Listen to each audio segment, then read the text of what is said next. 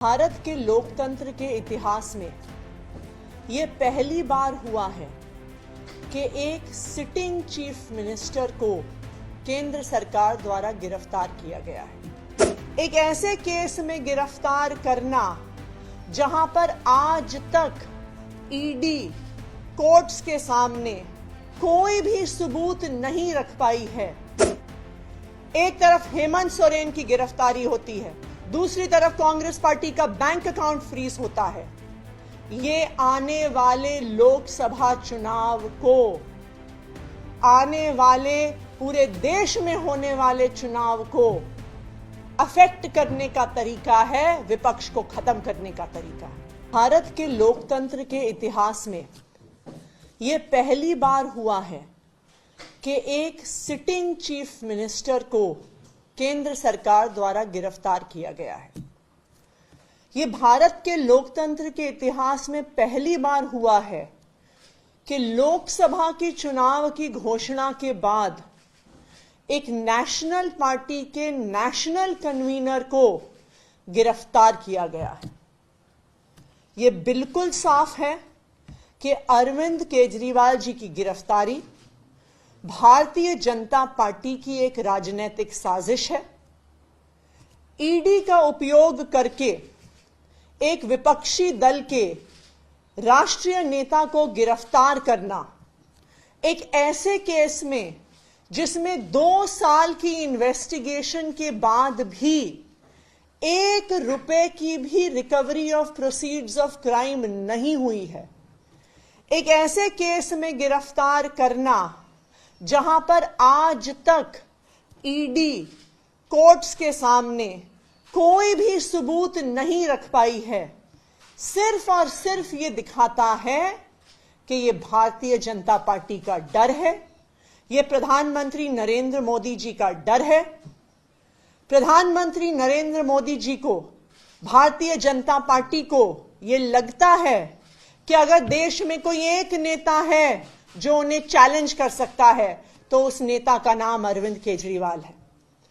इसलिए भारतीय जनता पार्टी और प्रधानमंत्री नरेंद्र मोदी जी हर संभव कोशिश कर रहे हैं कि वो अरविंद केजरीवाल को कुचल दें, आम आदमी पार्टी को कुचल दें। तभी एक के बाद एक आम आदमी पार्टी के एक एक नेता को गिरफ्तार किया जा रहा है।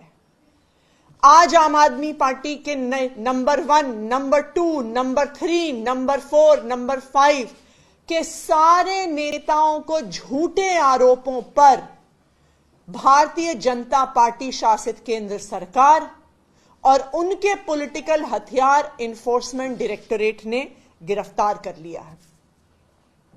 लेकिन मैं भारतीय जनता पार्टी को यह बताना चाहती हूं कि अरविंद केजरीवाल सिर्फ एक मुख्यमंत्री नहीं है, अरविंद केजरीवाल सिर्फ एक नेता नहीं है, अरविंद केजरीवाल एक विचार है, अरविंद केजरीवाल एक प्रेरणा है। अरविंद केजरीवाल वो आदमी है जो अपनी आईआरएस की नौकरी छोड़कर, इनकम टैक्स की नौकरी छोड़कर दिल्ली की सड़कों पर उतरा था इस देश के लोकतंत्र को बचाने के लिए, इस देश के संविधान को बचाने के लिए।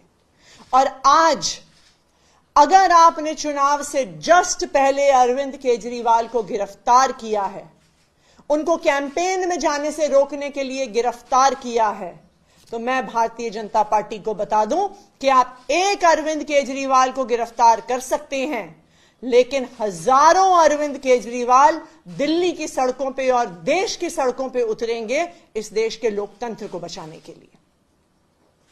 आज भारतीय जनता पार्टी ने लोकतंत्र को खत्म करने का कोई प्रयास नहीं छोड़ा। हम देख रहे हैं कि किस तरह से एक के बाद एक सभी विपक्षी दलों पे और सभी विपक्षी नेताओं पे हमले हो रहे हैं। अगर वो भारतीय जनता पार्टी में चले जाते हैं तो उनके खिलाफ केस बंद हो जाते हैं, अगर वो भारतीय जनता पार्टी में जाने से मना कर देते हैं तो उन्हें उठा के जेल में फेंक दिया जाता है।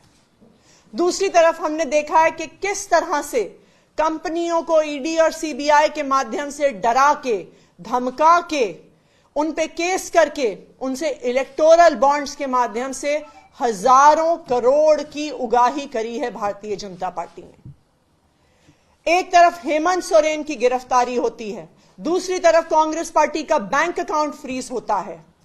ये आने वाले लोकसभा चुनाव को, आने वाले पूरे देश में होने वाले चुनाव को अफेक्ट करने का तरीका है, विपक्ष को खत्म करने का तरीका है।